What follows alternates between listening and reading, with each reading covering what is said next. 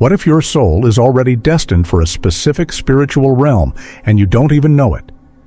Most of us go through life focused on jobs, relationships, and survival, not realizing there's a much deeper journey unfolding beneath the surface. According to Edgar Cayce, one of the most mysterious and accurate psychic figures of the 20th century, our souls are constantly moving through levels of consciousness. And that movement isn't random. Known as America's Sleeping Prophet, Cayce gave over 14,000 trance readings while in a self-induced sleep state. During these sessions, he tapped into what he called the Akashic Records, a kind of universal memory bank of every soul's journey through space and time. And what he uncovered was staggering. Your soul does not automatically evolve. You can remain stuck in lower realms for lifetimes, repeating the same emotional patterns, trapped by ego, fear, or desire. But Cayce didn't just warn us. He gave us a map, a path, a way to recognize where we are and how to rise. He revealed 7 distinct spiritual realms, each one a step closer to the divine. And, most importantly, he gave us tools to climb them. If you've ever felt like you're meant for something higher but can't quite reach it, this may be the key you've been missing. So where does this originate? In 1923, something remarkable began to unfold. While in a deep self-induced trance, Edgar Cayce started to describe a layered spiritual structure of reality. 7 realms of consciousness that every soul travels through in its evolution.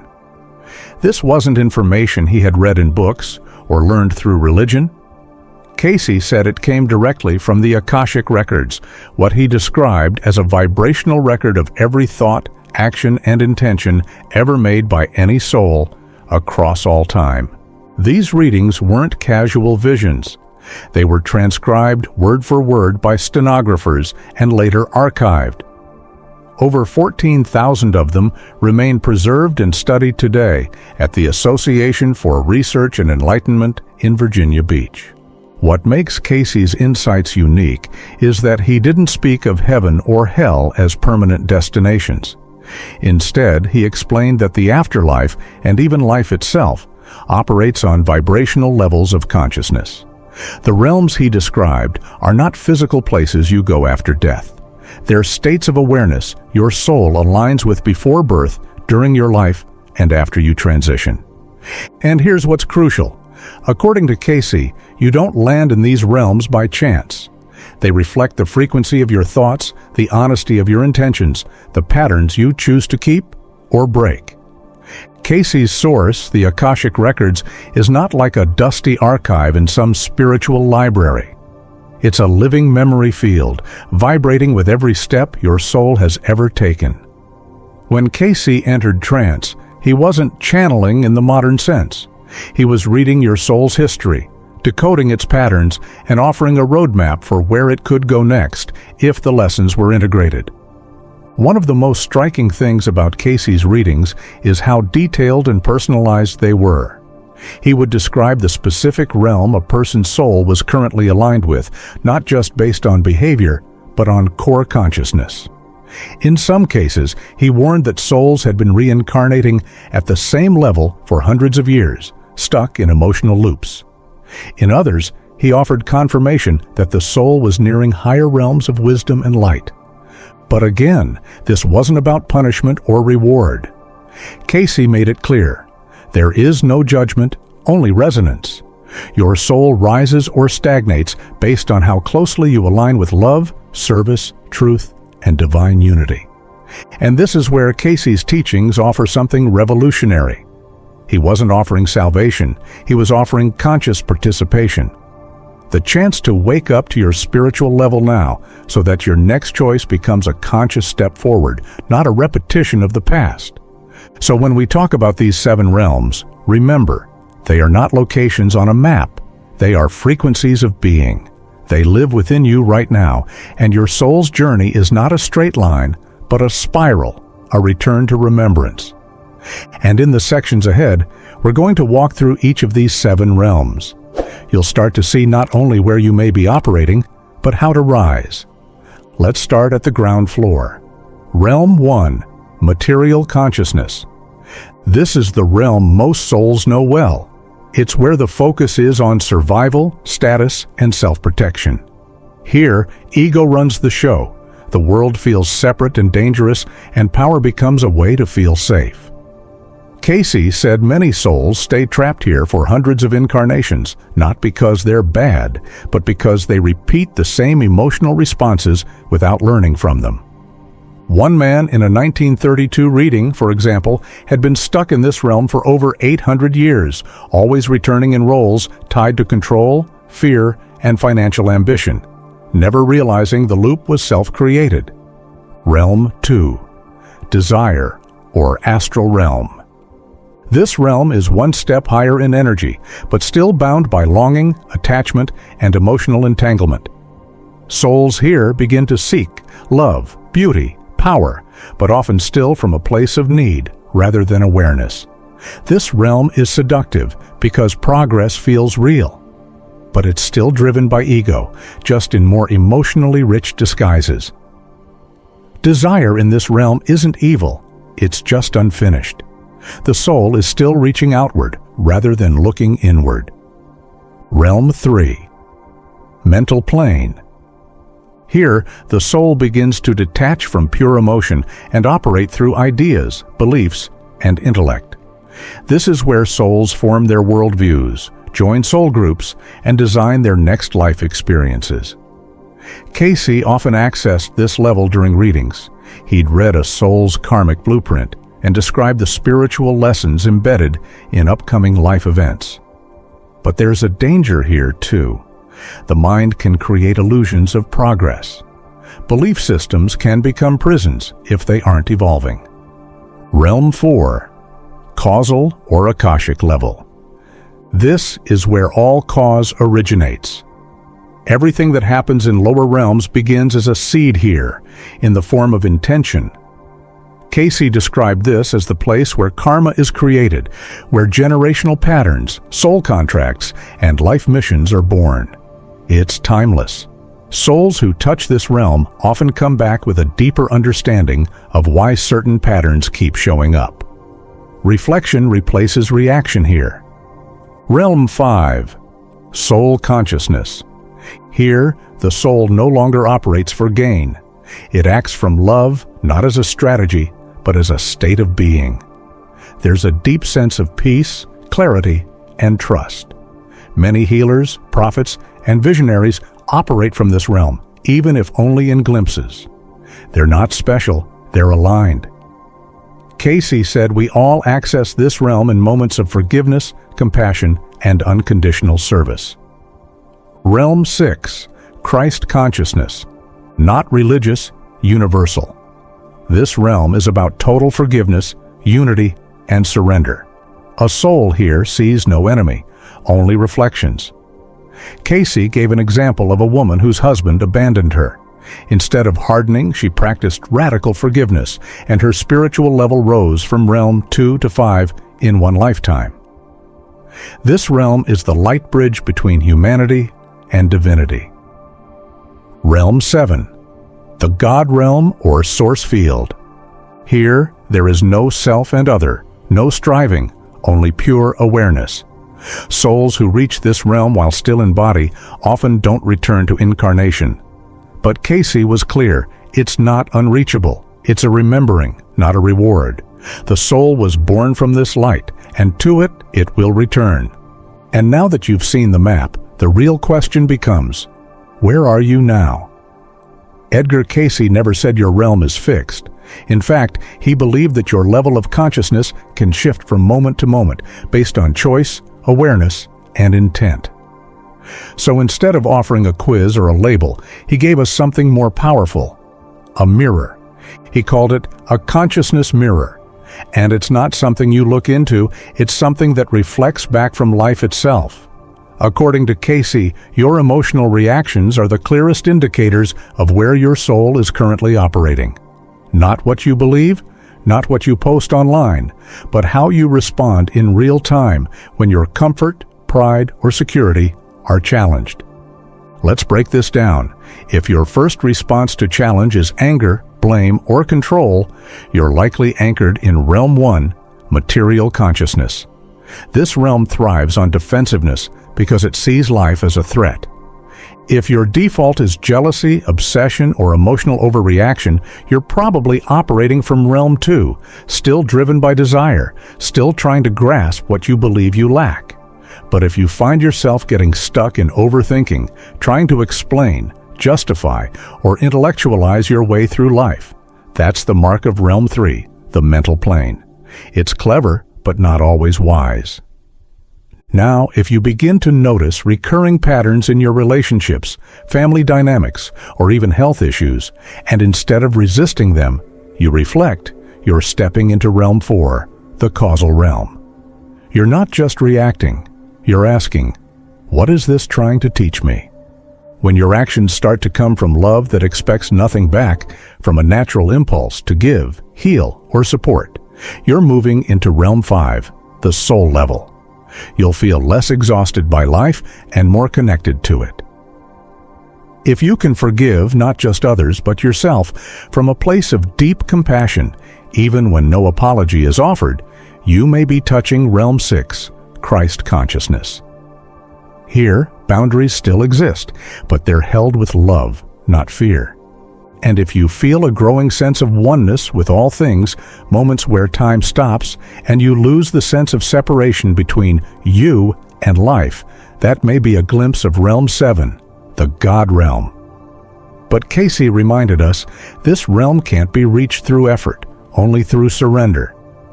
So how do you use this mirror practically? Pay attention to your reactions, especially the ones that feel instinctive. Envy at a colleague's success, panic when plans fall apart, the need to always be right. These aren't flaws, they're signals. They show you what still needs to be seen, felt, and elevated.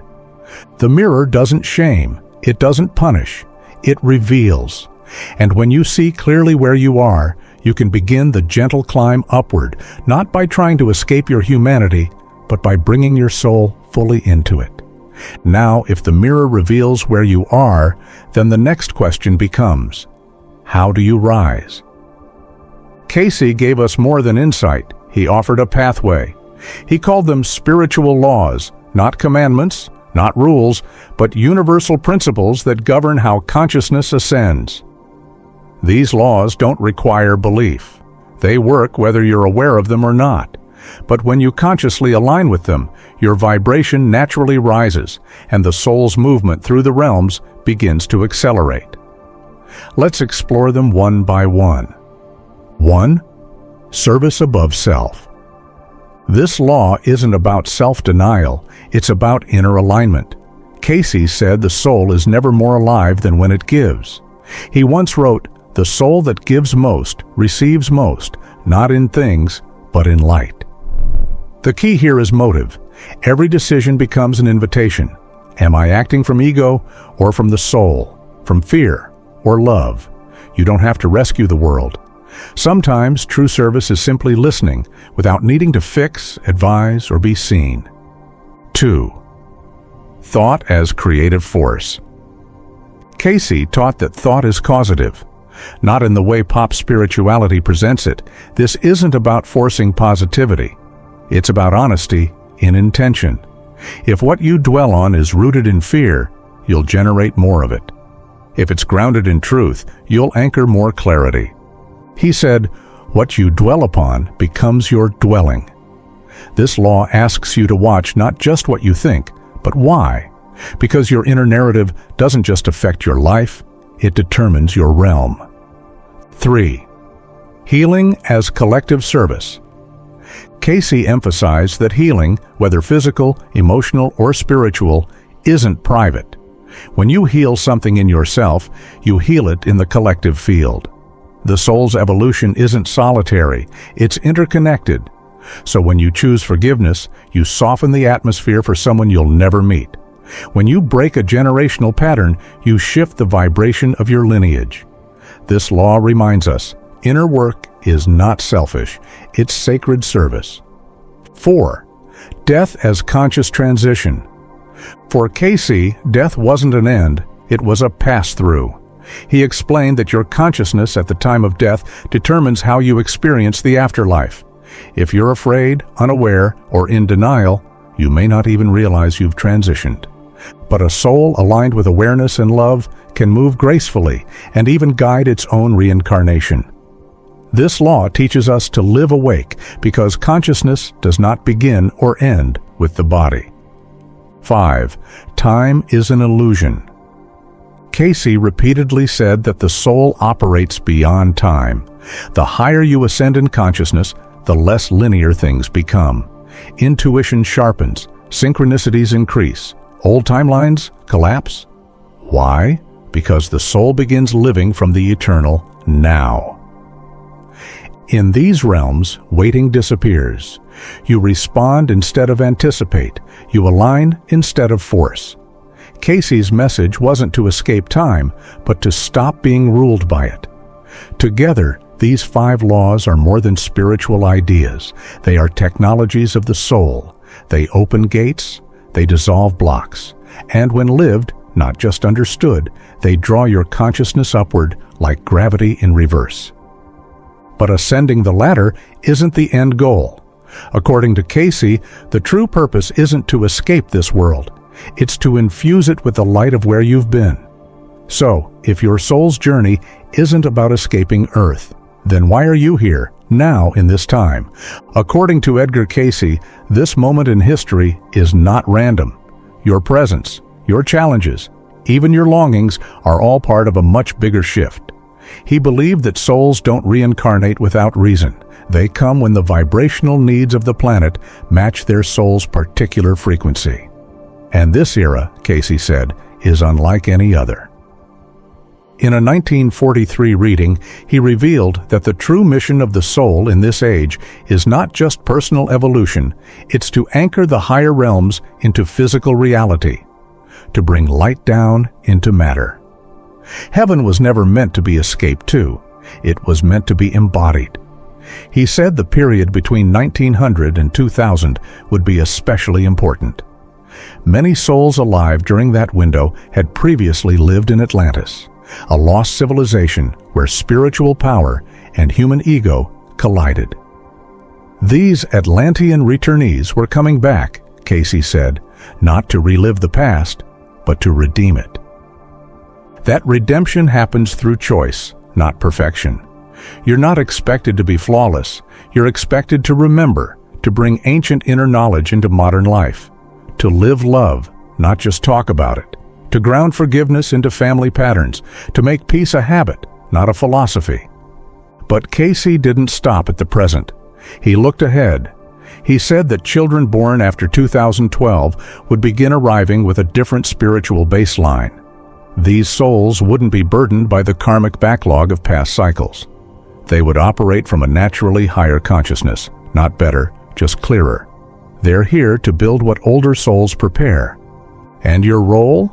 If you're watching this, you're likely one of the bridging souls, here to translate spiritual truth into practical presence. You don't have to teach or preach. Simply how you move through challenge, how you listen, how you love, it all contributes to the field. Cayce was clear. Not everyone will awaken in this lifetime, but your inner growth still matters. Because every act of soul-level choice sends a ripple outward, raising the field for others. And over time, those ripples create waves. Those waves become atmosphere, and that atmosphere becomes the next reality. The mission isn't just mystical, it's deeply human. It's in how you show up, at work, in love, when things fall apart. Anchoring light doesn't mean floating above life. It means standing inside it and being a calm center others can feel without knowing why. So maybe the real question isn't, what's my purpose? Maybe it's, how much of my soul's light can I carry into this ordinary moment? Because that's where the shift happens. So, what now? You've seen the map. You've glimpsed the mirror. You've felt the call. But this journey isn't about racing to the top. It's about becoming more conscious right where you are. Edgar Cayce said that your current spiritual realm is not your final destination. It's a snapshot, a reflection of your most practiced vibration. But with every thought, every choice, every breath, you can shift. The climb is not measured in grand achievements, but in subtle alignment. You rise every time you choose patience over reaction. You rise when you hold compassion instead of control. You rise when you serve, not for praise, but because it feels like home. And when you fall short, as we all do, there's no punishment. There's only the next opportunity to choose again. Cayce once said that asking your soul the right question could be more transformational than reading 1,000 spiritual books. That question is simple. How can I serve love more fully tomorrow? Ask it before sleep. Let it settle into your spirit. Don't force the answer. Just live the question. Over time, your vibration will answer for you. Because the soul doesn't evolve by striving. It evolves by remembering who you already are beneath the noise, the fear, the illusion of separation. You're not stuck. You're not behind. You're simply awakening, layer by layer, into the light you've carried all along. So tonight, let that light rise a little higher. Let it guide one more choice. Let it touch one more life. The next realm awaits, not in some far-off sky, but in the depth of your next act of love. This is your soul's journey, and it's already happening, now.